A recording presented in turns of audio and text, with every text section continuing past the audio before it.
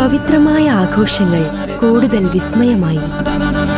ഞാൻ സ്വപ്നം കണ്ട വിവാഹം ആഘോഷിക്കാം ഇനി ഫാമിലിയായി. Family wedding plaza, Manjeri road, Pandikkad.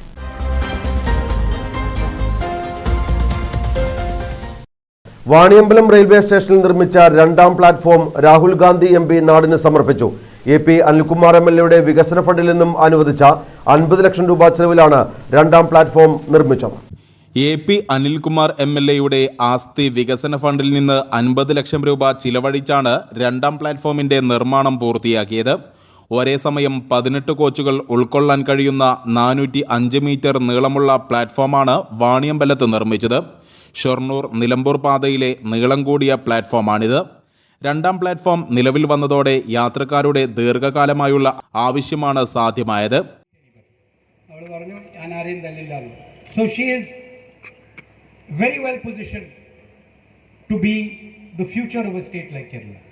Keralam പോലെയുള്ള സംസ്ഥാനത്തിന് ഏറ്റവും യോജിച്ച ഒരു ഭാവിയിലെ സഹോദരിയാണ് അവളെന്ന് അവൾ തെരഞ്ഞെടുത്തപ്പോൾ അവൾ തെളിയിച്ചിരിക്കുകയാണ്. And I'm happy that we are putting in place this new platform.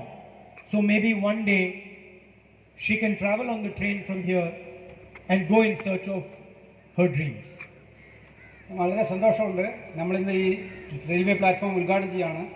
കുറേ നാൾ കഴിഞ്ഞാൽ അവരുടെ സ്വപ്നങ്ങൾ പൂവണിഞ്ഞ് ഇത് പരിശോധിക്കാനും ഒക്കെ ഈ പ്ലാറ്റ്ഫോമിലൂടെ നടന്നു പോകാൻ ആ കുട്ടിക്ക് കഴിയുമെന്ന് ഞാൻ പ്രതീക്ഷിക്കുകയാണ്.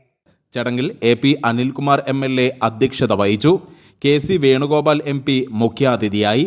ജില്ലാ panchayat vice president Ismail Moothedam, Vandoor block panchayat president KC Kunjimuhammad, ജില്ലാ പഞ്ചായത്ത് അംഗം KT അജ്മൽ, വണ്ടൂർ ഗ്രാമപഞ്ചായത്ത് president P Rubeena, vice president Sheijal Edappatta, railway senior divisional commercial manager Jerin G Anand, divisional engineer Jithin Kumar എന്നിവർ ചടങ്ങിൽ പങ്കെടുത്തു. News bureau, Wandoor.